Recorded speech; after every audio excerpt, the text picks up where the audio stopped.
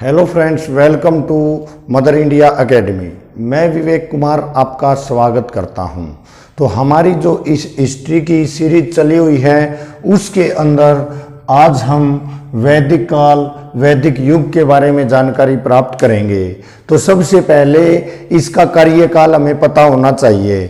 तो इसके अंदर क्या था कि देखिए, सिंधु सभ्यता 1750 के आसपास समाप्त हो गई थी और ये 1500 में स्टार्ट हुई थी। तो इतिहास का ऐसा समय रहा है 200 से 250 साल, जिसका हमारे पास कोई भी वर्णन नहीं मिलता है। तो वैदिक काल का जो समय रहा है वो 1500 ईसा पूर्व से लेके 600 ईसा पूर्व तक रहा है और इसको हम दो भागों में डिवाइड करके पढ़ेंगे। तो इसके अंदर सबसे पहले मैं बताता हूं कि देखिए, मैंने आपको प्रागैतिहासिक काल बताया, पत्थर का युग, ठीक है। इसके बाद मैंने आपको आद ऐतिहासिक बताया, जिसके मतलब लिखित साक्ष्य मिले थे लेकिन पढ़े नहीं जा सके, सिंधु सभ्यता। लेकिन अभी हम जो ऐतिहासिक काल है उसके बारे में पढ़ेंगे। ऐतिहासिक काल कौन सा होता है जिसके लिखित साक्ष्य तो मिले ही मिले हैं, साथ में वो पढ़े भी गए हैं। तो इसको हम क्या कहेंगे, ऐतिहासिक काल भी कहते हैं। इसको दो भागों में डिवाइड किया गया है। एक तो है पूर्व वैदिक काल, यानी इसके अंदर ऋग्वेद जो हमारा वेद है उसकी रचना की गई थी, इसीलिए पूर्व वैदिक काल को ऋग वैदिक काल भी कहते हैं। दूसरा है उत्तर वैदिक काल। तो उत्तर वैदिक काल के हमारे कुल 4 वेद हैं, जिनमें से एक की रचना ऋग्वेद की पूर्व में हुई है, 3 की बाद में हुई है, सामवेद, यजुर्वेद और अथर्ववेद, ठीक है। तो इस प्रकार से इनकी यदि हम समय की बात करें तो ऋग्वेद काल का जो समय रहा है वो हमारा 1500 ईसा पूर्व से लेकर और 1000 ईसा पूर्व तक रहा है। और उत्तर वैदिक काल का समय 1000 ईसा पूर्व से और 600 ईसा पूर्व तक रहा है भाई, ठीक है। तो ये हमारा वैदिक काल होगा। सबसे पहले वैदिक सभ्यता, तो हमें पता होना चाहिए वैदिक सभ्यता है क्या। वैदिक जो शब्द है वो वेद शब्द से बना है और वेद शब्द का अर्थ क्या होता है, वेद शब्द का अर्थ स्टूडेंट्स संस्कृत में श्रेष्ठ होता है भाई। क्या होता है, श्रेष्ठ। श्रेष्ठ का मतलब जैसे इनके जनक जो है ना वो किसको मानते हैं, आर्य को मानते हैं। इसके जनक किसको मानते हैं, आर्य को मानते हैं। और आर्यों का अर्थ श्रेष्ठ होता है भाई। आर्यों का अर्थ क्या होता है, श्रेष्ठ होता है, यानी कि वेद मीन श्रेष्ठ और श्रेष्ठ का मतलब ही आर्य होते हैं। आर्यों ने यहां आकर अनार्यों को हराया था भाई। आर्यों ने यहां आकर जो आर्य नहीं है उनको अनार्य बोलते हैं, उनको हराया था। और आर्यों का एक राजा था सुदास, उसने 10 राजाओं को पुरुषणी नदी के किनारे हराया, जिसका आज के दिन पुरुषणी नदी का नाम रावी नदी है, वहां पर हराया था। इसीलिए इसका नाम दशराज युद्ध बोला जाता है। तो वैदिक युग की मतलब शुरुआत उनको हराने के बाद यहां से मानी जाती है भाई, ठीक है। और दूसरी बात देखिए कि जो सिंधु सभ्यता थी वो शहरी सभ्यता थी, लेकिन ये सभ्यता हमारी कैसी थी, ग्रामीण सभ्यता थी। लोग झुग्गी झोपड़ियों में रहते थे। उत्पत्ति इसकी अलग अलग मत है भाई, भारतीय मत भी है, विदेशी मत भी है। तो सबसे पहले हम भारतीय मत की बात करते हैं। बाल गंगाधर तिलक, उन्होंने क्या बताया कि ये आर्कटिक पर्वत जो है उत्तर ध्रुव पर, वहां से आए थे। वहां पर एक सुमेरु पर्वत है, वहां से आए हुए लोग बताए हैं बाल गंगाधर तिलक ने। इसके बाद स्वामी दयानंद ने कहा कि ये लोग तिब्बत से आए हैं भाई। कहां से आए हैं, तिब्बत से आए हुए लोग कौन से रहेंगे, आर्य रहेंगे भाई, ठीक है। और विदेशी मत के मुताबिक मैक्स मुलर, कौन? मैक्स मूलर है। मैक्स मूलर ने हमें बताया कि ये मध्य एशिया से आए। कहाँ से आए हैं भाई? मध्य एशिया से, विशेष पॉइंट रहेगा। और स्वामी संपूर्णानंद ने क्या बताया है कि ये यूरेशिया से आए। देखिए, यूरोप प्लस एशिया, यूरेशिया, पहले इनको एक ही माना जाता था, तो इसलिए यूरेशिया जो है वहां पे एक अल्पस पर्वत है। तो उन्होंने बताया कि संपूर्णानंद जी ने बताया कि वो अल्पस पर्वत यूरेशिया से आए हैं।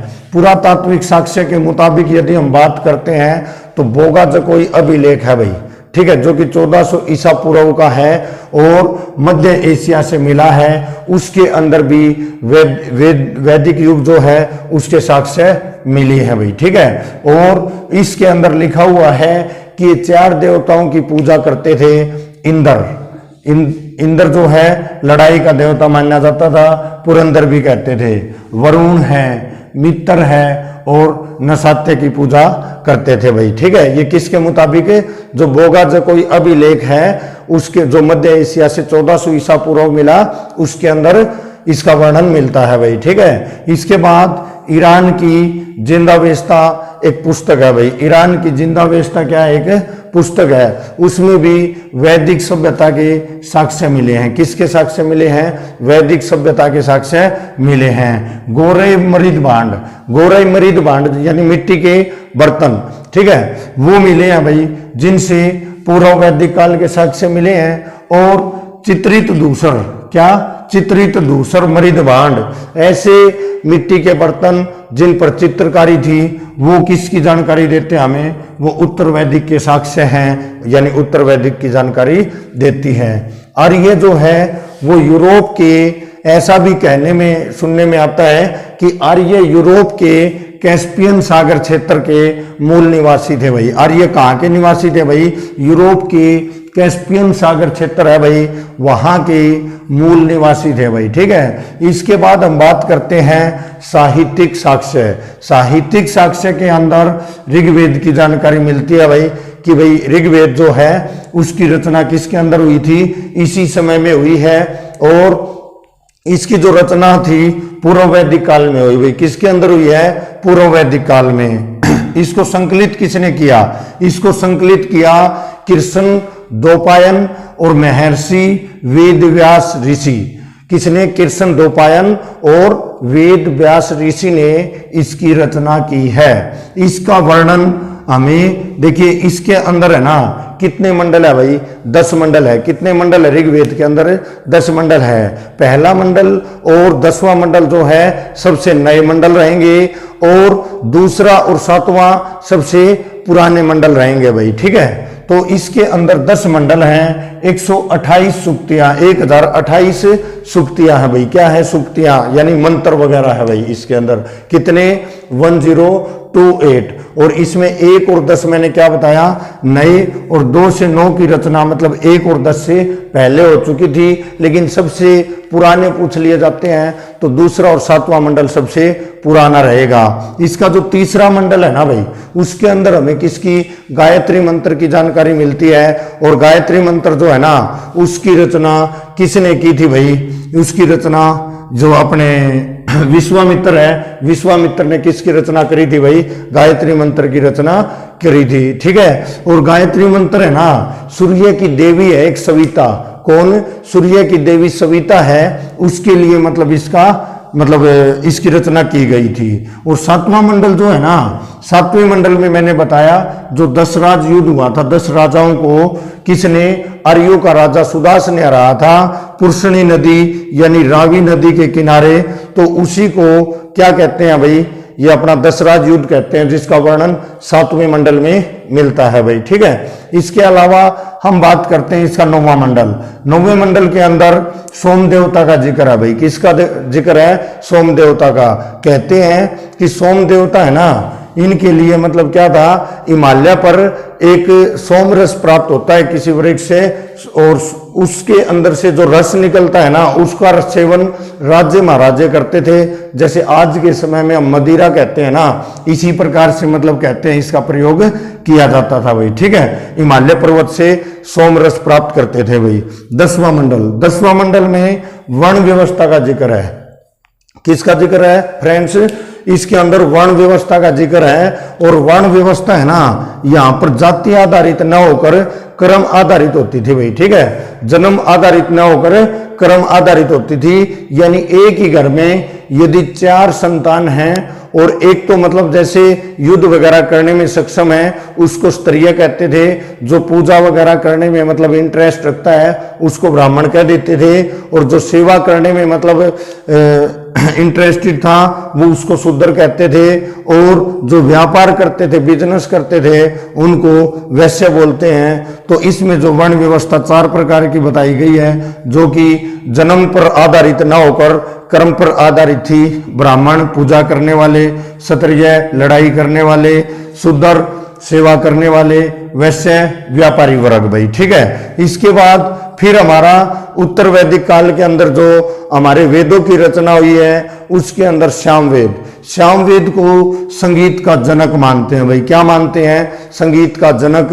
और पद्य भाग ज्यादा है इसके अंदर, और संगीत के 7 सुरों का जन्म भी कहते हैं सामवेद से ही हुआ है भाई, ठीक है। फिर इसके बाद हम बात करते हैं यजुर्वेद। यजुर्वेद जो है ये यज्ञ और अनुष्ठान का वर्णन मिलेगा भाई। यज्ञ और पूजा वगैरह करने का मतलब क्या मिलता है, इसके अंदर वर्णन मिलता है। और इसके अंदर गद्य और पद्य भाग दोनों है, जो गाए भी जाते हैं और पढ़े भी जाते हैं। अंतिम जो वेद रहेगा वो हमारा अथर्ववेद रहेगा। कौन सा रहेगा स्टूडेंट्स? अथर्ववेद रहेगा, जिसके अंदर जादू टोने, वशीकरण वगैरह के मतलब जो जानकारी है वो मिलती है भाई, वर्णन किया गया है इसका, ठीक है। और इसको ब्रह्म वेद भी कहा जाता है भाई। क्वेश्चन काफी इंपॉर्टेंट है। ब्रह्म वेद किसे कहते हैं? अथर्ववेद को, जादू टोने वाले वेद को, वशीकरण वाले वेद को क्या कहते हैं भाई? ये ब्रह्म वेद कहते हैं भाई, ठीक है। इसके बाद हम बात करते हैं हमारे वेद, कुल वेद कितने थे? 4। इससे पहले मैं एक बार क्विक रिवीजन ले देता हूं। वैदिक काल का समय 1500 ईसा पूर्व से 600 ईसा पूर्व 2 भागों में डिवाइड। एक तो पूर्व वैदिक काल जिसको ऋग्वेद काल कहते हैं, ऋग्वेद की रचना की गई थी, 10 मंडल है और इसका समय 1500 से 1000 ईसा पूर्व रहेगा। इसके अलावा 10 मंडल है, तो पहला और 10वां नया मंडल है, दूसरा और 7वां सबसे पुराना मंडल है। 7वें मंडल में 10 राज युद्ध का वर्णन है, तीसरे मंडल में गायत्री मंत्र का वर्णन है, जिसका मतलब जिसकी रचना किसने करी थी? विश्वामित्र ने करी थी। इसके अलावा फिर वैदिक जो सभ्यता है उसमें वैदिक शब्द यानी वेद से बना हुआ शब्द वैदिक रहेगा। वैदिक का मतलब श्रेष्ठ है, श्रेष्ठ का मतलब आर्य है, तो इसीलिए आर्य मतलब इनको कहा जाता है भाई, ठीक है। इसके अलावा ग्रामीण सभ्यता थी, झुग्गी झोपड़ियों में रहते थे। उत्पत्ति में बाल गंगाधर तिलक ने कहा कि आर्कटिक महासागर उत्तरी ध्रुव से आए थे भाई, ठीक है। और ये आर्कटिक पे सुमेरु पर्वत जो है वहां से आए हुए लोग हैं। विदेशी मत मैक्स मुलर ने इसको बताया मध्य एशिया से आए हैं। संपूर्णानंद स्वामी ने बताया यूरेशिया से, अल्पस पर्वत से आए हैं भाई, ठीक है। पुरातात्विक साक्ष्य भी मिले हैं इसके अलावा इंद्र, वरुण, मित्र और नताशा की पूजा करते थे। ईरान में जैनता वेस्ता पुस्तक में लिखा हुआ है और उसके अंदर शिक्षा ये साक्ष्य मिले हैं किसके? वैदिक सभ्यता होने के। गोरे मृद भांड से तो पूर्व वैदिक काल की, उत्तर वैदिक काल की किससे जानकारी मिलती है हमें? वो हमें इसके अंदर जो चित्रित दूसर मृद भांड थे उनसे जानकारी मिलती है। इसके अंदर 3 वेद जो बचे हुए थे उनकी क्या होती है? रचना की गई थी भाई। इसके बाद हम बात करते हैं कि इसके जो वेद था हमारा ऋग्वेद, इसकी संकलन करने वाले कौन थे भाई? कृष्ण द्वैपायन और वेद व्यास ऋषि थे भाई, ठीक है। इसके बाद 1028 सूक्तियां यानी मंत्र बताए गए हैं। 7वें मंडल में 10 राज युद्ध का वर्णन है और पुरुषणी नदी के किनारे मतलब सुदास ने 10 राजाओं को हराया था, इसीलिए इसका नाम 10 राज युद्ध था। वर्ण व्यवस्था भाई जन्म से न होकर कर्म पर आधारित थी। ब्राह्मण, क्षत्रिय, शूद्र, वैश्य। और सामवेद को संगीत का जनक कहते हैं। यजुर्वेद यज्ञ और अनुष्ठान का था। अथर्ववेद जादू टोने और वशीकरण का वर्णन मिलता है। ब्रह्मवेद भी इसको कहा जाता है। अब हम बात करते हैं हमारे जो 4 वेद थे उसके अंदर सबसे पहला वेद है ऋग्वेद। अब ऋग्वेद, सोमवेद, यजुर्वेद, अथर्ववेद। इनके अंदर जो इनका पाठ करता है ना, उनको क्या बोलते हैं? ऋग्वेद का पाठ करने वाला होत्री होता है भाई। क्या होता है? होत्री। और जो सामवेद का पाठ करता है उसको उद्गाता बोलते हैं। यजुर्वेद का जो पाठ करता है उसको अदर्व्यू बोलते हैं भाई। अथर्ववेद का जो पाठ करता है उसको ब्रह्मा बोलते हैं भाई। क्या बोलते हैं? ब्रह्मा। और मैंने बताया अथर्ववेद को ब्रह्मवेद भी कहा जाता है। इसके बाद जो इसके उपवेद बनाए गए भाई, क्या बनाए गए? उपवेद। तो ऋग्वेद के उपवेद को आयुर्वेद कहते हैं, सामवेद के उपवेद को गंधर्ववेद कहते हैं, यजुर्वेद के उपवेद को धनुर्वेद कहते हैं, अथर्ववेद के उपवेद को शिल्प वेद कहते हैं भाई। ठीक है। इसके बाद उपनिषदों की भी मतलब यहाँ पर रचना हुई है। तो ऋग्वेद का उपनिषद कौन सा है? ऐतरेय रहेगा। बहुत ही इंपॉर्टेंट क्वेश्चन है, काफी बार एग्जाम में आ चुका है। सामवेद जो है उसका छांदोग्य रहेगा, यजुर्वेद जो है उसका तैतरेय, और जो अथर्ववेद है उसका मुंडक क्या रहेगा भाई? उपनिषद रहेगा। इसके बाद हम बात करते हैं आरण्यक। तो ऋग्वेद का आरण्यक जो है ऐतरेय ब्राह्मण है भाई, जो इनको मतलब गाते हैं, इनका जो जाप करते हैं, जो इनके बारे में बताते हैं। सामवेद जो है उसका क्या रहेगा भाई? उसका छांदोग्य रहेगा। क्या रहेगा? छांदोग्य ब्राह्मण। ब्राह्मण नाम लग जाएगा इनके साथ बस सीधा उपनिषद के साथ। ठीक है। फिर यजुर्वेद जो है उसके अंदर तैतृक ब्राह्मण हो जाएगा। क्या हो जाएगा? तैतृक ब्राह्मण। अथर्ववेद जो है उसका कोई भी आरण्यक नहीं है। इसके अलावा एक जानकारी और दे देता हूं, कुल वेद हमारे कितने रहेंगे भाई? 4 वेद रहेंगे। उसके वेदांग कितने हैं? 6 वेदांग है। उपनिषदों की संख्या कितनी है? 108 रहेगी। पुराण कुल कितने हैं? 18 हैं। सबसे पुराना जो हमारा पुराण है मत्स्य पुराण रहेगा भाई। ठीक है। वैदिक शब्द का मतलब ज्ञान या वेद या श्रेष्ठ रहेगा। इस प्रकार से हमने इसका जो इंट्रोडक्शन है वैदिक काल का, वैदिक युग का, वो किया है भाई। ठीक है। और इस युग के अंदर किसकी? लोहे की भी क्या हो गई थी? खोज हो गई थी भाई। ठीक है। और आर्थिक जीवन इन्होंने पहले वाले तो जैसे पशुओं के ऊपर निर्भर थे भाई, पशु पालते थे गाय और घोड़े, और गाय को मतलब न मारने वाला जीव मानते थे ये। ठीक है। और बाद में धीरे धीरे उत्तर वैदिक काल में क्या होता है? उत्तर वैदिक काल के अंदर जो ये कृषि के ऊपर मतलब निर्भर हो जाते हैं और कृषि को ही प्रधान मानने लग जाते हैं। इसके बाद हम बात करते हैं भाई पूर्व वैदिक काल के अंदर ये किसको? पशुओं को मतलब क्या मानते थे? पशु प्रधान होता था भाई। गाय और घोड़े को मतलब पालते थे, और गाय को ये पूजनीय मानते थे, न मारने वाला जीव मानते थे। कबीलों में रहते थे ये लोग। ठीक है। और जो उत्तर वैदिक काल था वो कृषि पर निर्भर हो गया था, क्योंकि यहाँ पर आते आते लोहे का भी आविष्कार हो गया था। इसको लोह युग भी कह देते हैं भाई। क्या कह देते हैं? लोह युग भी कह देते हैं भाई। ठीक है। तो इसके अलावा और मैं बताता हूं कि पहले वाले में जो स्त्रियों का जो मतलब व्यवस्था थी वो अच्छी मानी जाती थी, और ये पितृसत्रात्मक युग था भाई। जबकि पहले वाला जो हमारा सिंधु सभ्यता मात्र सत्रात्मक था, ये पितृसत्रात्मक था। लेकिन महिलाओं की स्थिति अच्छी होती थी पूर्व वैदिक काल में। उत्तर वैदिक काल में आते आते क्या हो जाएगी? ये जो मतलब व्यवस्था है इनकी महिलाओं की, वो मतलब क्या हो जाएगी? डाउन हो जाएगी। तो इस प्रकार से ये वैदिक सभ्यता से संबंधित जानकारी आपको दी गई है स्टूडेंट्स। इसके अलावा बाकी जानकारी अगली वीडियो के अंदर रहेगी। धन्यवाद स्टूडेंट्स। जय हिंद, जय भारत।